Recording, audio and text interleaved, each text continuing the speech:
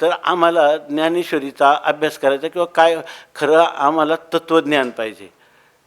तत्त्वज्ञान म्हणजे काय? अनेक प्रकारच्या ज्या विचारधारा आहेत ह्या जगताच्या उत्पत्तीविषयी, ईश्वराविषयी, कर्मविपाकाच्या सिद्धांताविषयी, याच्याविषयी अनेकांनी स्वबुद्धीनं चिंतन केलेलं आहे.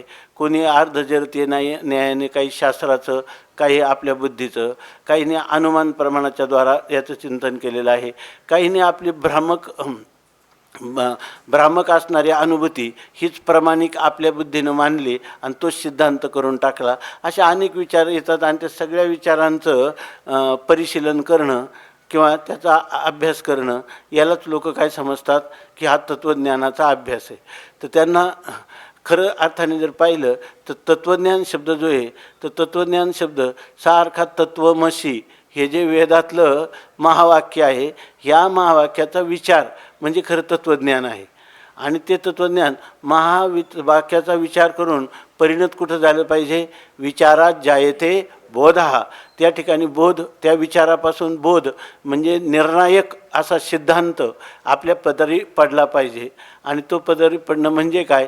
तर जीव ब्रह्माच्या ऐक्याचं यथार्थ संशय विपर्ययरहित ज्ञान, ते खरं तत्त्वज्ञान आहे. आणि ते मग हे जर तत्त्वज्ञानाचं स्वरूप आहे ते कशाने होईल? ते याच्यातून होईल.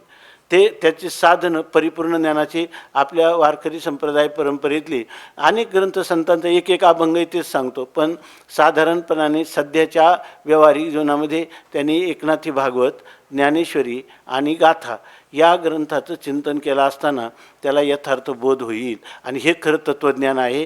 आणि या तत्त्वज्ञानाची साधनं म्हणजे हे वारकरी प्रस्थानत्रय आहे, असा त्याचा अर्थ.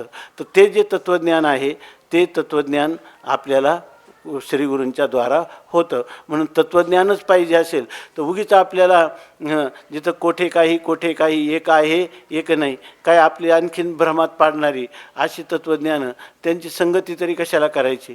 त्यापेक्षा जे एक परंपरेचं विशुद्ध स्वरूपात जतन केलेलं आदिगुरू शंकरापासून जे आलेलं आहे, किंवा हंसरूपी ब्रह्मा उपदेशी श्रीहरी असे जे काही परंपरेनं ज्ञान आलं, अशा प्रकारची जी अव्याहत परंपरा आहे त्या परंपरेचंच ज्ञान मनुष्याने संपादन करावं. आणि त्याला खरा तत्त्वज्ञान हा शब्द जो आहे तो अन्वर्थक आहे.